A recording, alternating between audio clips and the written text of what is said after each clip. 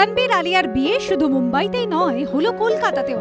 রণবীর কাপুর এবং আলিয়া ভাটের পুতুল বানিয়ে জাঁকজমক সহ বিয়ের আয়োজন হলো ২১ পল্লীর পুজো মণ্ডপে।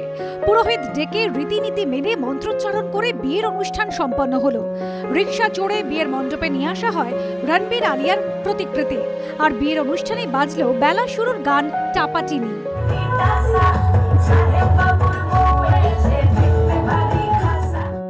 লার্নিং অ্যাপ টিউটোপিয়ার উদ্যোগে এই আয়োজনের মাধ্যমে চিরাচরিত সংস্কৃতির প্রসারই ছিল মূল লক্ষ্য। অনুষ্ঠানে উপস্থিত ছিলেন পরিচালক শিবপ্রসাদ মুখোপাধ্যায় এবং অভিনেত্রী ইন্দ্রাণী দত্ত।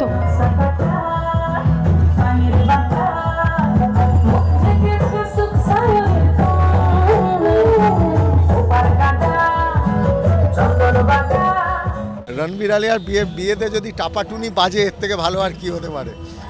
আর এখানে তো টাপাটুনি বাজছে আর বিয়েরই গান, তো সেইখানে আমার মনে হচ্ছে সেটা খুব ভালো লাগছে। দারুণ ভালো, ওর সমস্ত ভাবনার মধ্যে একটা ইউনিক দিক রয়েছে যেটা আমরা সাপোর্ট করি, ভালো লাগছে।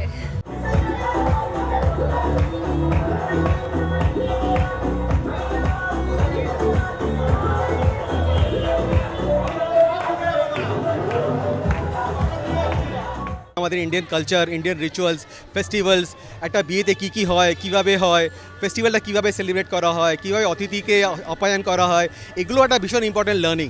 তো আমরা সেই ইনিশিয়েটিভ নিয়েছি যে বাচ্চারা শুধু পড়াশোনা নয়, ওভারঅল পার্সোনালিটি শিখুক, ইন্ডিয়ান কালচার শিখুক। একটা জিনিস বুঝতে পারছিলাম যে লোকেরা আনন্দ করবে, আর একটা বম্বের বিয়ে কলকাতাতে লোকেরা উপভোগ করবে, সবাই এনজয় করছে। ওদের বিয়েটা খুব ভালো কাটুক, আর আমরা যে আনন্দ করছি সেটা আমাদের আনন্দ মনে হচ্ছে।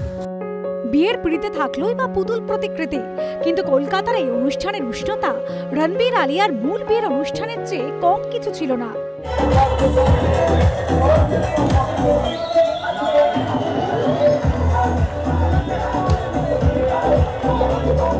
অতসী মুখোপাধ্যায়, এবিপি আনন্দ। সত্য অন্তহীন, সত্যের খোঁজও তাই, সত্য সন্ধানে তাই আমরা অক্লান্ত, অকুতভয়। এবিপি আনন্দ নতুন ভাবনার প্রতীক, যা মনে মুক্ত, তথ্যে যুক্ত এবং যাবতীয় সীমানার বাঁধন থেকে মুক্ত। সীমা না শব্দটির মধ্যে লুকিয়ে আছে মানা শব্দটি, যেন চোখ রাঙানি এক অদৃশ্য বেড়াজাল, যা আটকে রাখে আমাদের এক ছোট্ট গণ্ডির মধ্যে। একমাত্র সঠিক খবরই গড়ে তুলবে এক মুক্ত সমাজ। সেই জগৎ গড়ার লক্ষ্যে কোনো সীমানার ঠুকুটি আমরা মানব না।